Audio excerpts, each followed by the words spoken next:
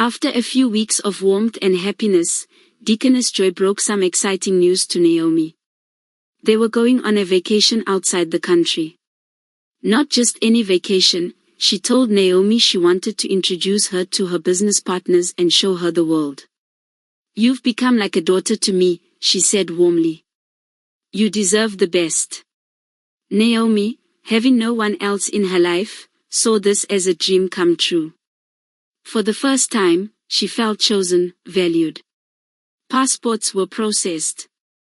Visas approved. Flight tickets booked. Deaconess Joy handled it all.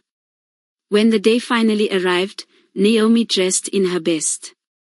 She was going to see the world. Their destination?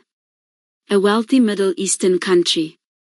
The city was stunning, filled with glittering buildings, warm air, and luxury she had never experienced. They checked into one of the most expensive hotels, and for the first few days, it was pure bliss. Sightseeing, shopping, fine dining, everything felt like a fairy tale. Then one evening, Deaconess Joy told Naomi, "It's time to meet my business partners." They drove to a massive mansion tucked away in a secluded estate. Everything looked rich, intimidating, and overly polished. As they walked through the grand hallways, Naomi noticed something odd: girls. Young women, all around her age, silently staring at her with hollow eyes. There was no smile. No greeting. Just a strange, chilling silence. "Who are those girls?" Naomi asked quietly, her voice uneasy. "They're my workers," Deaconess Joy said quickly. "Ignore their looks, they're just curious." Trying to shake off the feeling, Naomi nodded and stayed close. Eventually, Deaconess Joy made her sit in a small, luxurious waiting room while she stepped into another room with a tall man in a suit. The door shut behind them. Naomi sat alone. Something felt off. A few hours later, Deaconess Joy returned. "I have to run out and settle something," she said. "Rest here. I'll come for you soon."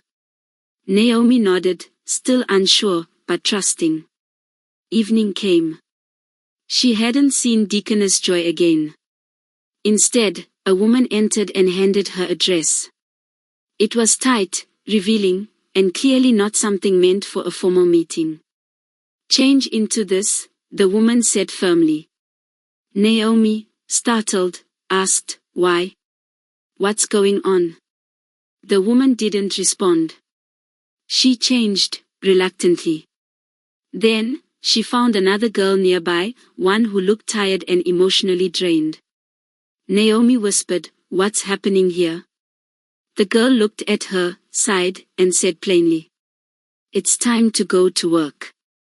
"Work? What work?" Naomi asked, her voice rising in panic.